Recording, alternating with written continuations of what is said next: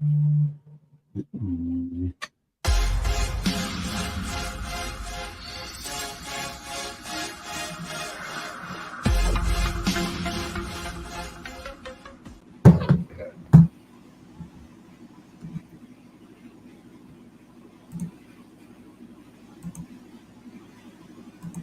muted, ain't I? Okay. You were, but that's because we forget that you don't have control of it. You don't have a mouse. You're from New York. You have plenty of rats, but no mice. You bought me this computer. Anyway, hey, ladies and gentlemen, thank you for joining us for Unpopular Review Top 5. When you think you got the bad guy, you got to make sure that you shoot and you don't miss. I'm one of your hosts, the Great Grand Poobah, joined with Mike Knox and the executive of all executives, the executive consultant. We're continuing this amazing thing called the Top 5. We do it here on Thursdays around 7:30, 7:35. We like to call it Blackish Time. And I'm really excited to talk about Top 5 TNA Impact Wrestlers. I feel like, executive, when we started doing the Impact Review Show right here on Thursdays, this should have been the episode to kick off the very first episode. But we're backwards. That's fine. That's why you love us. And I can't wait to hear what you guys have with your Top 5s. How do you guys feel about this topic? When I saw it, at first I was like, it's TNA. You know what? But as a wrestling fan, I think we are all remiss by not how awesome this era of TNA wrestling was. Like, I just think people need to, like, going over the list and looking at these wrestlers, and I can't wait to see where we are and where we have them, like, numbered at and whatnot. This organization really, really was good. It came at a time when WWE was probably at one of its peak moments. And so it kind of overshadowed this federation. But we got to remember the Spike TV days and what they were accomplishing. Impact did a lot for this business. So I came to talk about and see where our top 5s land in which order. So I can make fun of somebody who may have picked somebody I don't think like. If someone picks a Frankie Kazarian, I'm telling you right now, I'm ripping your shreds. But that's just me. What do you think about that, executive consultant? Top 5. I mean, Frankie Kazarian is definitely somebody worth mentioning, worth stating, because he is an important part of Impact Wrestling. Such an important part of Impact Wrestling that he went back after being an all elite wrestling. So I shout out to Frankie Kazarian, and big fan to Frankie Kazarian. That's right. The microphone is back in action. Time. Oh crap! Yes, it's time to go. Yes, I'm happy. No, give him a Dumbledore. I don't know what that is. No, that's a Dumbledore. Oh, never seen Harry Potter. I see. But what we got? Who's starting us off here today, Grant? I'll kick it off since I was informed that I came up with this. I never forget that I come up with great ideas. Shame on me. But actually, I think Dice came up with this like 2 months ago, but I'm not going to be one to judge anybody. I'm sorry, but you know what it is? It's hard to remember because, Z is the last letter of the alphabet, so it's hard to, no one uses Z. Like, who uses the letter Z for anything? Sorry, Z. And he's like this big, too, so it's okay. Oh, so he's Ant-Man, okay. We forget he's there. Okay. I want you to know you said that, so I don't want to be attacked. But for my number 5, when I was coming, if he was I know he wasn't yesterday, but the top 5, I didn't know when I was forming this list. I didn't know. Not even I knew. I knew what I wanted to do, and I was like, I was trying to figure out who makes it and whatever. I don't know. Let me just jump into it. My top 5. I gotta go with Awesome Kong right here. I know the picture's not full size, but what Awesome Kong was able to provide for that women's division when it first started. And, you can make the argument about Gail Kim, and she's also a great piece of that division. But Awesome Kong, the way she was booked and how dominant she was, I didn't even think the whole act with her and who's the manager? I think it was Rashid or something like that. I forget her name. I thought all of that was together was great. The Awesome Bomb, the Impaler thing that she did, the underhook thing. I mean, she was just incredible. So for number 5, Awesome Kong. Executive consultant? Go clockwise. Oh, okay. My bad. I thought Ron was leading. Okay, so we go ahead and mention my number 5. I mean, you said Awesome Kong. I'm actually going to go with none other than Miss Gail Kim. Nice.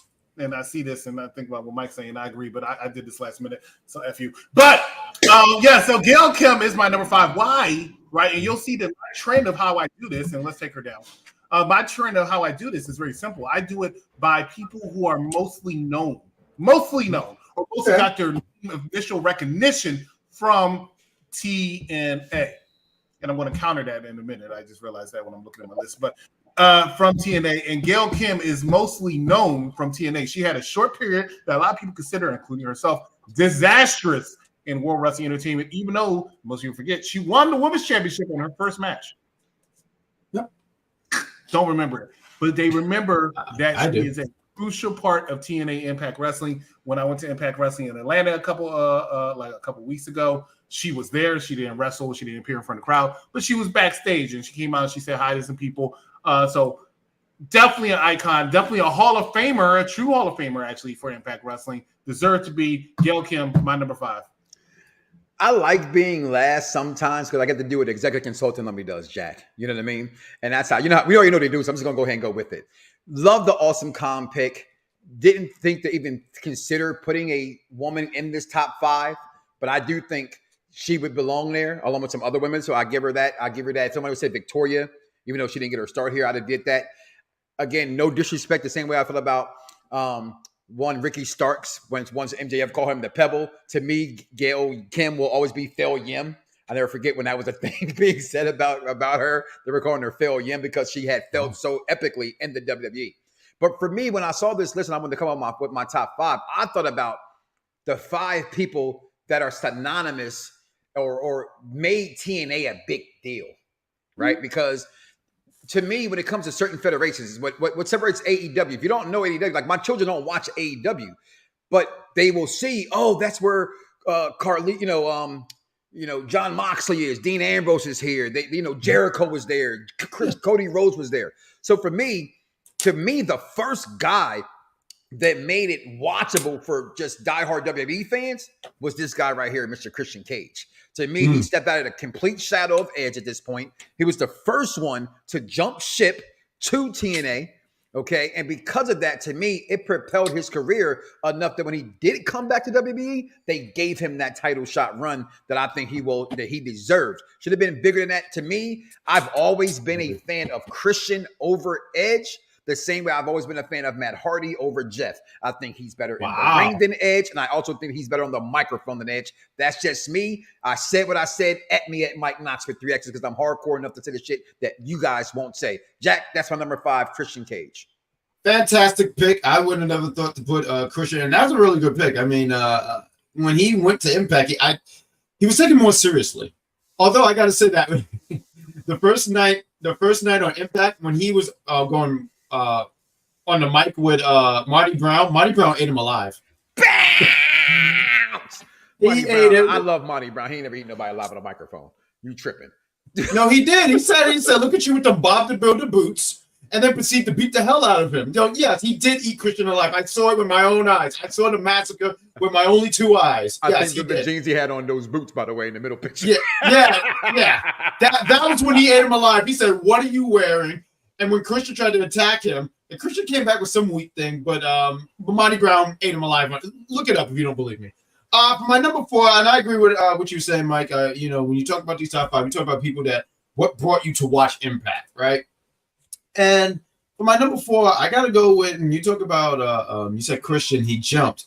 Well, I'm going to talk about a guy who was out of the wrestling game for a period and then came back, and I thought he brought in back a lot of eyes. I'm going to go with number 4, Sting. I think Sting, what he did, I mean, he rejuvenated his career, had some fun matches I never thought I would see. I mean, seeing him going to get in the ring with someone like Kurt Angle or RVD, I didn't think I would ever see that ever. I thought that was only going to be in my game. AJ Styles, and I felt like he helped. I felt like when he was in TNA, he was their Undertaker. Their I don't know if the word is cornerstone, but I'm going to go with number 4, Sting. Executive consultant, what's your number 4? Before I start my number 4, I want to throw out the fact that understand when I say, you know how I go in my top 5. My 4, my 3, my 2, my 1 might change around in the next year. You said I next might week? have, we might do. It might be next week. It might be next year. We say let's do this again, and my numbers 4 through 1 could all interchange. And you say, "Hey, I thought this guy was your number 1." Hey, I don't remember that. This is what I'm gonna say is my number 1 today. All right. So my number 4 actually, and I think we did this last week too, but we're playing this game again. My number 4 is Sting. Right? Sting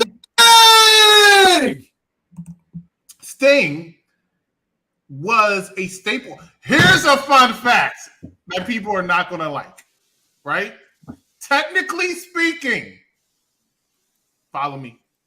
Technically speaking, Sting was a part of TNA longer than he was WCW.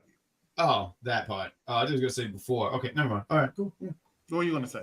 Yeah, fact check that. No. I'm sorry. What'd you say? No, fact check that. I think I said it wrong. Yeah, I know you said it wrong. That's why I look. Because I very rarely do that because I'm thinking of the head. No, but understand he was with Impact Wrestling for quite a while. But we talked about it earlier today. Long. We talked about it earlier today. How about this? We count NWA with that. With If I don't WCW. count, I'm not counting Right. NWA. But now that if I now even when I'm thinking of that, I don't know if that's necessarily true either. But fact check that for me. But one thing I can say is that he won as many world championships in TNA than he did in WCW. I know that for a fact. Sting was a very, very crucial character in WCW. I remember talking to Mr. Knox not too long ago, and I said there are some people that Dixie Carter, aka Jarrett, were not footing the bill for. It was actually Spike TV. 2 people they did that for. Sting was one of those reasons. There's a reason for that. Sting is that man. He's an icon, and there's always going to be something special about Sting. He was never one of my favorites, ever. Mm-hmm. Whether it was WCW, whether it was TNA, whether it was WWE, whether it was AEW, he never was one of my favorites, but I understand the appeal. It took me a while, but I understand the appeal. I give him all the credit for as long as he lasts in this business and the fact that he is an icon in this business. My number 4 goes to one Steve Borden, a.k.a. Sting. I'm with you. Same way I feel about Taker as I feel about Sting. Never a big guy, but respected him. Always thought he was a great ambassador for wrestling and the company that he represented. So I love you guys' pick. See where he falls on mine if he falls at all. But again, I looked at this company, and for me, making my decisions, my picks in this, I just love the fact that, again, guys that help propel this company. This guy, talking about someone spending more time in one company than another, Kurt Angle's my number 4. Kurt Angle has spent more time here than he did in WWE, but he will forever be known for WWE reasons. Why is that? I do not know. But I will tell you this much, even he talked about it recently in an interview. His best matches really were in TNA. His matches with AJ Styles, his matches with Samoa Joe, his matches with RVD, his matches with Sting. He has his matches with Christian Cage. This guy, his matches with Jeff Jarrett. This guy, Kurt Angle, the wrestling machine, they gave him that name, was here. The wrestling machine, Kurt Angle, left WWE for I wouldn't say greener pastures, but was better for his career for whatever reason that was. I personally think he regrets that decision. But nonetheless, I think this guy, with Christian being 5, Kurt Angle being my number 4, as the guys that are the best top guys that TNA has had. That's my number 4, bad guy. No, that was a great number 4. I see Phil in the chat. He said his dive off the stage into Abyss was absolutely insane. And funny enough, I just learned recently, Abyss had no idea about that spot, and Kurt Angle just did it. Like, he just said, F it, I'm just going to go and do it. And I just thought that was hilarious, hearing Kurt Angle was just out of his mind to do that. Great pick. For my number 3, I'm going to go with his, I think, one of his greatest rivals in Impact. Somebody who, his first matchup. I got to go with number 3. I got to go with one Samoa Joe. I know he was known for ROH. I think he had this long winning streak in ROH and stuff. I'm not super familiar with ROH, so bear with me, guys. But he goes to TNA. He has an undefeated streak. He's in these X Division matches. He's killing half the X Division. I mean, he's just really beating them up. There's a major triple threat match that he had with AJ and Christopher Daniels. I mean, his body of work in TNA is what, and I was never a big Samoa Joe fan, but that's why I couldn't take away any of his accomplishments, the stuff that he was doing, and I don't think I could go any further than that. And just to say that that's my number 3, I gotta go with Samoa Joe. Yes, him. Oh man, That's disappointing. My number 3 is actually somebody's number 4. And that's simply because of the fact that I talked about one person being footed by Spike TV. Let's talk about the other person that got footed by Spike TV. I always said that if he never went to this company, he would be arguably the greatest wrestler of all time. But he didn't stay in WWE. He actually went to TNA. And in TNA, he is one of the greatest wrestlers of all time. He has said it himself. A lot of people say, I somewhat see it. I don't necessarily agree, but I somewhat see it, that his run in TNA was better than his run in WWE. I can hear and see that argument. The only reason I don't agree with it is because even though I can see and hear that argument, most people can't, because most people didn't see him in TNA, right? But whether it was TNA or WWE, the man was a freaking wrestling machine. We're going to do a top 5 triangle matches. I'm telling you, this is the man. I can't say nothing about him.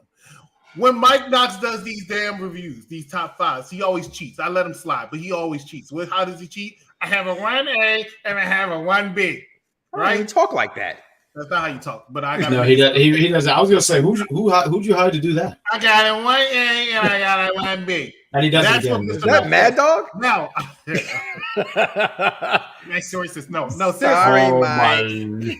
Seriously though. But I can't do that. However, that's why I split it between 4 and 3. But realistically speaking, I have no idea what you're talking about, Charmaine. But realistically speaking, I would say that my number 4 and 3, Sting Triangle, is really my 1A and 1B. This will be the closest I have to it. My number 3 is Kurt Angle. On to you. My number 3, you both picked as your number 4. And just to be real fast and not linger on that, since it's the same guy, it's about the order we put them in. Again, it's guys that came over that elevated TNA.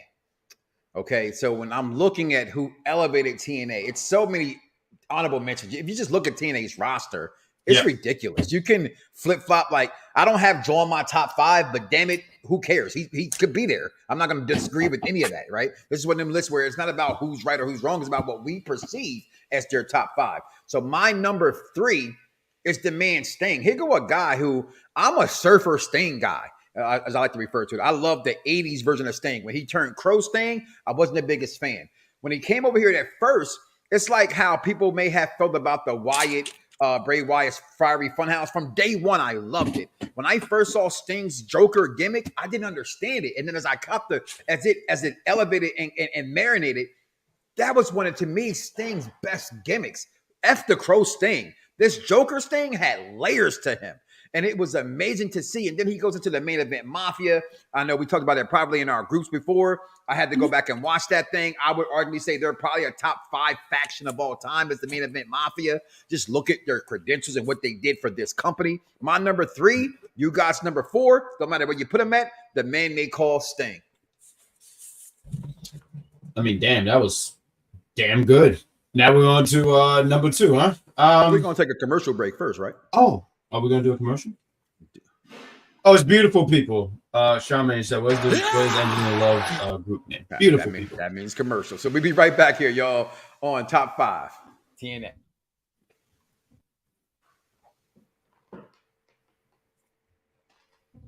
There we go. Charmaine, is Ricochet facing Logan Paul at SummerSlam? Yes, that's what they're building towards, Charmaine. No doubt about it. Whether you want to see it and the wrestling community wants to see it is another story. But obviously, there's going to be a lot of spots here. And let's be real. Logan Paul's been taking some heavy L's the last few times you've seen him at pay-per-views. This match is going to be one that's not for your technical wrestlers, but it's going to be a lot of spots in this match. I think it's going to be very entertaining. It's going to be a spectacle. It's going to be a spectacle. You're going to see these guys flying all over the ring. You're going to see them just do all these amazing feats. And I just wanted to piggyback on something you were saying, BDC. It was about Ricochet, Logan. He's been taking a lot of L's. That's what they have Ricochet in there for. Ricochet is somebody that he could take the L. I mean, I didn't mean to say it like that. I mean, no, I didn't. No, just. This man is totally in there to take an L. They said, Ricochet, make this man. We need somebody to lose to Logan Paul, but still make him look good in the process. Yeah, and Ricochet. It's not going to be Dolph Ziggler. It's going to be Ricochet. Dolph Ziggler? Vince got on the phone like, Ricochet, I need you to do me a favor, buddy. Listen, pal, you're going to make Logan Paul look like $1 million here, buddy. Thanks a lot. Yeah, you messed that up all up. First of all, he called and said, "Hey, how would you like to actually be on a PLE card in the one-on-one match?" Oh my goodness.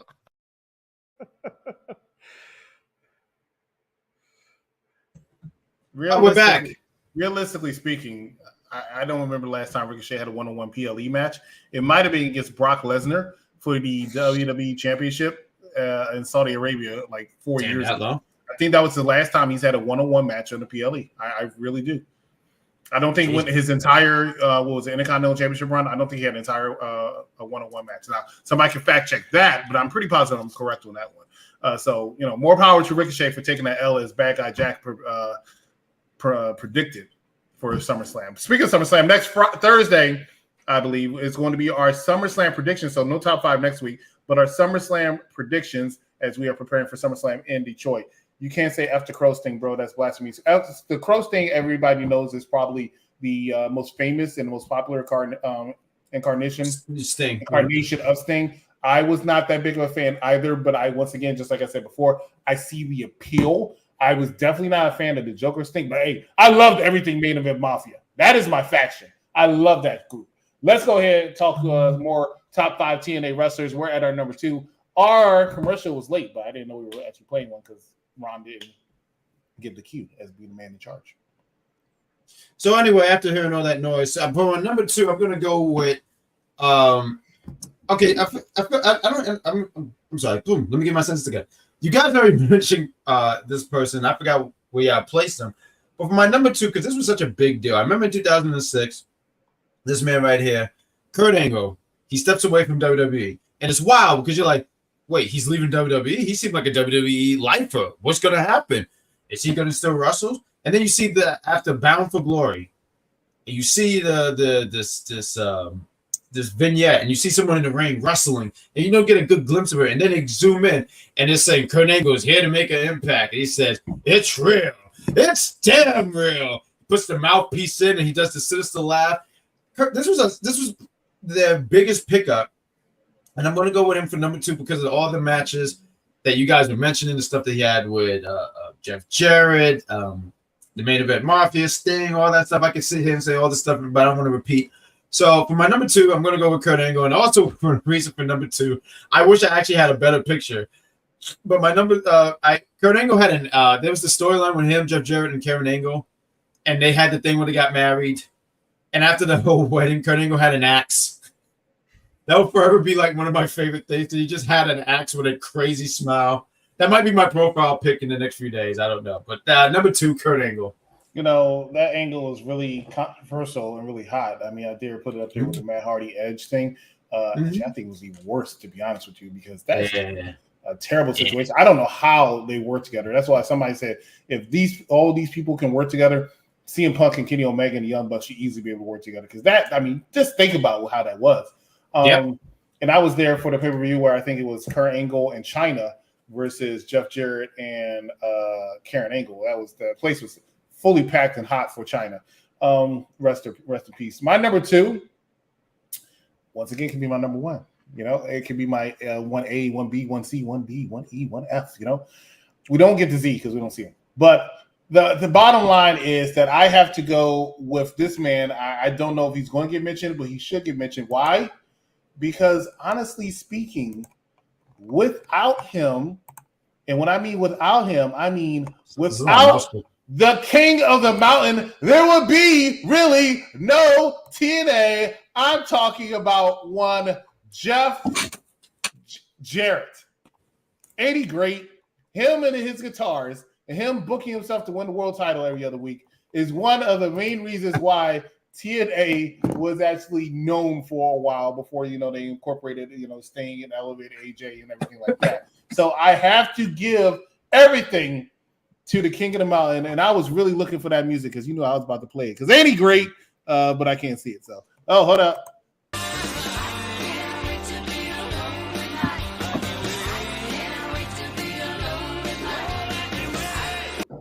I play that song. It's not even him singing, but I was the only one I had up there. That was Jeff Jarrett. Ladies and gentlemen, my number 2 pick, Jeff Jarrett.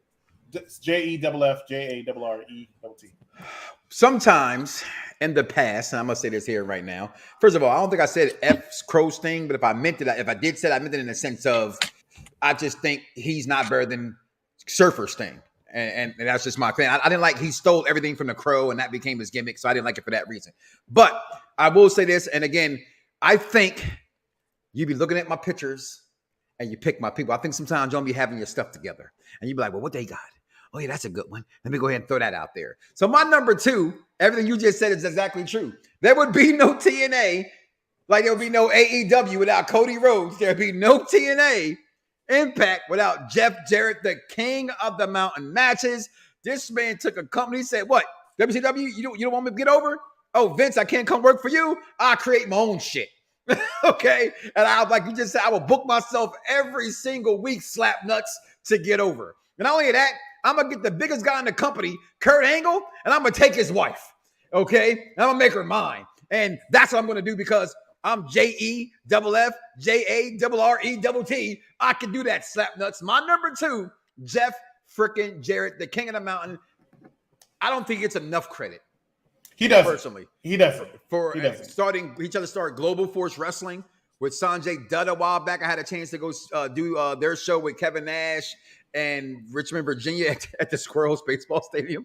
But still, I was there. I just think Jeff Jarrett, and I'm not the biggest Jeff Jarrett fan at all, to be completely honest with you, but I respect him, right? And I think the only reason why he's not number 1 is because I think my number 1's a slight bit above him without this guy who I have as number 1, which we'll talk about honorable mentions momentarily. Let's everybody's number 1 is probably going to be the same. Let's be real. But we had none of us said him yet. So none of us said him, but I guarantee we already know who our number 1 is. So yeah, we're going to just we're going to take a we're going to say our honorable mentions. Okay, if you're done, we're going to say our honorable mentions. We're going to take our last commercial break, and then we're going back and we're just going to simultaneously say our number 1 because we already know who our number 1 guy is. We're going to say 1, 2, 3. So Grand Poobah, do you have an honorable mention?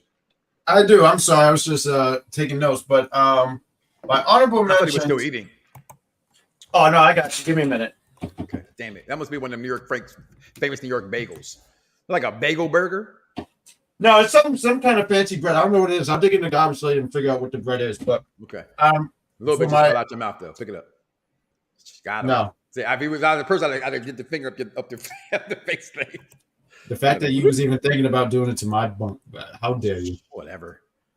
Yeah. So for my honorable mentions, I'll go run them real quick. You mentioned earlier Knox of the Max. I mean Mike's, and you mentioned Frankie Kazarian. I feel like you can't. Chris would make an argument. He could be in your top 5, and I agree to that. He's one of the better X Division champions. I mean, he helped build this company from the ground up. I would add Kazarian for my honorable mention. Also honorable mention, I want to say Abyss. I mean, the matches and brutality that he had in those matches. Gail Kim, she was close to being in my top 5, but I had to go with Awesome Kong, but she would be in my top 5. I mean, my honorable mention, I apologize. And my last one, because I couldn't pick between the 2, I just wanted to pick both of them.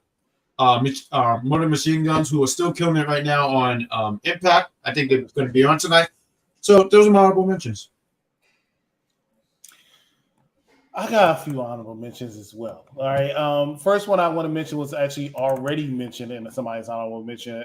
He doesn't get enough credit, but Abyss. Abyss actually made me really start paying attention to the company a little bit more because I liked his gimmick. It was a combination of Mick Foley, Mankind, and Kane, and I just was captivated by it. Another person I want to mention is somebody who beat Kurt Angle in about 8 seconds, if I remember correctly, the TNA World Heavyweight Championship. And that is one Mr. James Storm. Sorry about your damn luck. And last, but definitely not least to me, I'm in a similar situation as bad guy Jack, only he went with her for number 5, and I did not. But just like my number 5 was his honorable mention. My honorable mention was his number 5, and that is one Awesome Kong, who went to WWE also. It was known as Karma, but left. Now, granted, I think she was fine as Karma, but she did not come back really full time. Yeah, with child. She lost it, unfortunately. But she came back as Karma a few times, but not full time. And for that, she will always be known as Awesome Kong. She lost the baby? She lost the baby. Yeah. That she and Gail Kim actually put the women's division on the map. And the women's division, if honestly speaking, and I'm just going to throw this out there, If it wasn't for the fact that I wanted to put a woman in my top 5, I would have definitely put Samoa Joe because I think he deserved to be in there.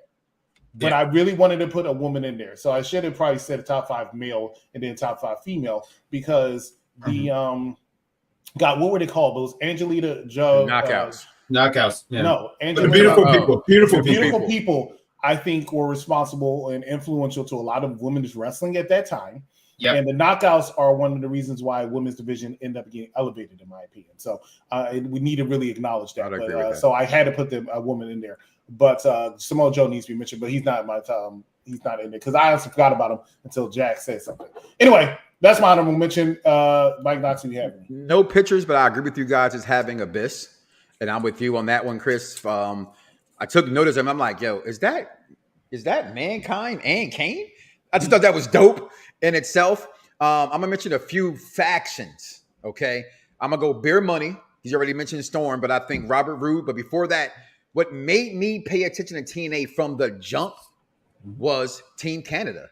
I just love factions, and I saw this guy, Robert Roode, with that hair. I thought he was I won't say low budget. I thought he could be the next Triple H when I saw him. I thought he had the physique, he had the look. Executive Consultant talks about Drew McIntyre being the perfect specimen of a wrestling person. I thought for someone not as tall, but he had every look to me to be a professional wrestler. I will also go, you guys kind of named him. I'm going to say Monty Brown, to me, gets an honorable mention. I'm going to say Christopher Daniels, the Fallen Angel. Okay, I think he, more than Frankie Kazarian, carried that company to me. And I'm also going to say the greatest man alive, Austin Aries, made me watch this company. And you said it also, the Motor City Machine Guns. I mean, just, again, I can quite say a few. TNA, quite a few. Their knockout Victoria, and you're right what you said, because the knockout division made WWE step up their female wrestling because they were knocking it out the park, pun intended. So those are some of my honorable mentions. I guess we'll take our last break. You mentioned after Monty Brown, I would say Pope. There was somebody else you mentioned after that. I can't remember who it is, but male, female. Christopher Daniels. Oh yeah. So here's a fun fact. I did not know about TNA wrestling until it showed up randomly on a battle royal on a pay-per-view or something like that. I was flipping through channels and I don't know, they were getting a free version of it, right? And there was a battle royal, and I said, look at all these small fries. So I know how I like my bigger wrestlers, right? But Christopher Daniels did, I think it wasn't a fall. I don't know what his move is, but it was like a pedigree that spun around. It was the Fallen Angel. It's called the Fallen Angel, yeah. Fallen Angel. I said, whoa, what the hell is that? And I watched it ever since. So I want to give it, because Christopher Daniels is actually the singular wrestler that made me start watching TNA. I just want to throw that out there. He's not the reason I stuck around. He's not the reason I became a fan, but he's the reason I started watching because I thought that move was tremendous. Side fun fact: Destroyer and Petey Williams for 100%. Little Papa, little Petey Pump was amazing. I wish I had the clip, Dice Man, but he's not. You can't see him. His favorite clip when he was like Scott Steiner's Math. But fun fact: TNA's first started off, it was a penny to watch them. You could pay for a penny on demand at that time. And that's how I bet they want you to watch it. They had no network at the time. It was on video on demand, and it was actually a penny to watch it. But take us out here to our next commercial break. Come back and simultaneously give out number 1. Previously on the Mike Knox Show. Cody makes everything look good. Makes shit look good. He makes Stardust look good. He made Dash and Cody Rhodes look good. He did it all. So you still didn't respect the guy until he left the company to go do something else. And then all of a sudden you're clamoring for Cody Rhodes. Tell me when I'm telling you. Because I'm not. But guys, what can this be? Like, just think about this for a moment. I can see any black group wrestlers together in this group. Bring in Trick Williams. I don't give a fuck. You know why? Because you're going to sit here and tell me Samoans. Somebody said, when have you, the Samoan family, because they're family. Well, guess what? What up, cousin? Cousin! I can tell you this right here, right now, as an older black man. I just hung out one of my coolest white boys ever, one of my coolest friends up here. We're walking around the resort, hanging out, partying, drinking, having a good old time.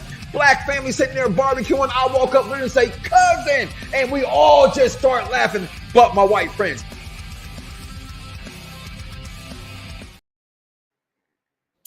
Canadian Destroyer definitely amazes me, but I also need to say that God, it's so overused now. Oh, I was going to say Yeah, super kick. I don't even amaze that me Canadian anymore. Destroyer, the super kick, and a suicide dive, a tope suicida, are three of the most overused moves in wrestling today, and it's lost so much specialness. DDT to a certain extent too. It's lost so much specialness. DDT was the first one. Well, Yeah, the DDT is not loved anymore because everybody certain companies like ECW, AEW, indie federations took it from being a finisher move to just a move. Yeah, like you're smacking a dude's face into the damn ground. Like that's supposed to be the end of the match. At least the way Jake the Snake did it, right? A little science smack. Well, you know, y'all favorite wrestler Bret Hart used to do a pile driver in every match, and that should be the end of the match. But that's just my opinion. Now, that being said, let's go ahead and say we're going to do our thing. But before we say our number one, please, ladies and gentlemen, make sure that if you have not done so already, like, love, and share this to all your wrestling timelines and groups. UPR Wrestling, also Unpopular Review Entertainment. In a couple of minutes, we're actually going to be doing reviewing the movie Hitch, starring Will Smith. Looking forward to that. Unpopular Review Entertainment. Follow us on all our social media: TikTok, Twitter, Facebook, as well as YouTube and Instagram. We have a lot of content. We like the fact that you watch us and you listen to us because we are out here almost every single day, including a lot of weekends. Monday, Tuesday, Wednesday, Thursday, Saturday and Sunday. Sometimes very few Fridays now, but you know, who knows, that might pop up too. Later this evening, if you're an Impact Wrestling fan, immediately after Impact Wrestling, join myself as well as the great Grand Poobah and Dan the Man as we review Impact Wrestling. Now, let's talk about our number one. In the count of three. 1, 2, 3. His name is the phenomenal one, AJ Styles. No, mine is actually Bully Ray. Yeah, he's lying. But Bully Ray is what has developed the greatest heel persona ever in TNA wrestling. So yeah, that's what they did. And that is why I actually picked Bully Ray as my number one TNA wrestler of all time. Okay. All right, that's the show. Yeah, no, great, Grand Poobah. Please add some. I'm gonna give my reason why, if you don't mind. How can it not be AJ Styles? I mean, you know, AJ Styles. I love me some AJ Styles, right? This guy, but he sits there and he goes on SmackDown. He says, "This is the house that AJ Styles built." And you're like, "Nah, dog. Impact was the house that you built." Like he built this. He was the guy. I want to say since day one. You know, X Division champion. What was it? The Impact Tag Team Champions, World Champion. I think he held that red belt. I don't remember what it was called. What was it? The TV belt, the Legend belt. And I miss that old design. I mean, of the X Division Championship. I don't mean it's just so simple, but it's just I don't know. I like that. There was a period where they tried to make it look like the Intercontinental title. I didn't like that. But AJ Styles, man. I mean, what's there to say? The matches that he put on, and he would make anything work. Even that terrible storyline. I mean, I'm not saying it was good. What was that storyline where he had an affair? You remember that one? He had an affair with somebody and all this stuff. I don't remember. When he played Little Ric Flair, I love that. Oh, he hated that. Then. He hated that. I think whatever can be said is AJ Styles to me is exactly that, the phenomenal one. And here go a wrestler who, for myself, okay. And let's make sure I say this in respect. The thoughts and opinions in this program that belong to each said individual does not always represent everybody on Pop Review, entertainment, or wrestling. Okay? That's good cheese. I could not stand AJ Styles as far as he was the one who I say he's good here, but if he's here, like you mentioned earlier about Kurt Angle, having someone say his best times are in TNA. To me, it can't be in TNA because it's the platform. Platforms matter. Okay? If only 40,000 people are watching you as opposed to 2 million people watching you, it's a different platform. What you do at WrestleMania matters compared to what you do at Slammiversary. No offense towards the wrestlers involved in those companies or anything like that. No disrespect at all. It's about the platform. AJ Styles, to me, I knew he was the best thing I saw over there in the ring-wise. I didn't know if he could be entertaining enough. But then when he came to WWE and that whole beat up John Cena and the things he's done since then, I mean, I think this guy has every bit of the name that everybody proclaimed him to be. He's one of Dice Man's, we keep saying him, but clearly y'all can't see him. Favorite wrestlers is him. He is truly that, and I mean it, pun intended. He is the phenomenal one, AJ Styles. There is no one in that ring over in TNA other than Kurt Angle better than him in that squared circle. But again, I want to see him put it together, and damn it, he has a hell of a career. This man will be a Hall of Famer in every company he's ever set foot in. New Japan Pro Wrestling, Ring of Honor, WWE. This man is a triple Hall of Famer. You're going to correct that thing, executive consultant, or you sticking with Bully Ray? You're sticking Bully with Ray is just a no. Ken Anderson. No, it's AJ Styles. Let's just be real. And it's amazing to me because AJ Styles always looked at to me. I know I wasn't a big fan of him. He's a cruiserweight to me. Later, he became that guy. And I saw why he was what he was. And I respected him, but he was still that TNA wrestler. And I'm going to say this, and I mean no disrespect to TNA Impact Wrestling when I say this. I always looked at him as a TNA wrestler. In 2016, when he went to WWE, I'm like, okay, that's cool. It was fun. He gets some dream matches, but he's a TNA wrestler. In 2023, AJ Styles is no longer a TNA wrestler to me. He is the greatest TNA wrestler of all time, but he acclimated so well to the WWE lifestyle and the WWE style of wrestling, period, while still being AJ Styles. That is amazing to me. Were you at that Royal Rumble when he showed up? 2016 in Orlando. You wasn't there? Wow. Okay. But it's just amazing. And actually, now that I think about it, I never thought about it. AJ Styles should have debuted in Orlando. That's what they do, right? It makes sense. But that was the smartest move. That was a smart move. So, really good job to AJ Styles. You deserved it. We already knew you were probably going to be number one. But like I said, I can make an argument for Kurt Angle. I can make an argument for Jeff Jarrett. I can make an argument for Sting. Can I just say this real fast about that? And again, we all have our different minds where we put things, and that's why we have our own lists and why we put them where we put them at. Of course. I couldn't make a WWE's list and say, give me Sting at 1, right? Because he's not synonymous with that company. So to me, Kurt Angle will always be a WWE guy. Mm-hmm. And Christian will always be a WWE guy. I get none of you guys even had Christian as an honorable mention, by the way. Those guys can't be number one to me, right? They just can't be number one or even mentioned in there. Like you can say Samoa Joe because unfortunately, like I said about the big picture and the big landscape of things, no one's watching Ring of Honor. It wasn't on everybody's TV channel. So you want to put in number one in TNA, I give you that because more eyes were on TNA. But I just can't see how you can put a Kurt Angle at number one. The reason how come I'm able to put Kurt Angle number one, my opinion. Okay. Yeah, that's all I want to know. Is realistically speaking, in 2005, Raw made the decision to go back to NBC Universal, which was in their cable channel, which was USA. Before that, from 2002 to 2005, 2001, I believe 2005, they were on Spike TV. When they left, Spike TV was so upset, they went out and acquired the TV rights to TNA. The reason how come they were doing that is because Sting was there. You can't sell the channel with AJ Styles at the time, and that's, once again, no disrespect to AJ Styles. I think he would know, though. That. You can't sell the channel with that. Without a star. In 2009, Spike TV gave TNA Impact Monday night time slot for 2 hours going up against Monday Night Raw. They would not have done that with AJ Styles alone. They did that because they had Sting. They did that because they had Crown. They did that because Hogan. They had Rob Van Dam at the time. But Kurt Angle was the something. No, I'm not. Kurt Angle was not because of different reason. That wasn't it. Kurt Angle was the selling point.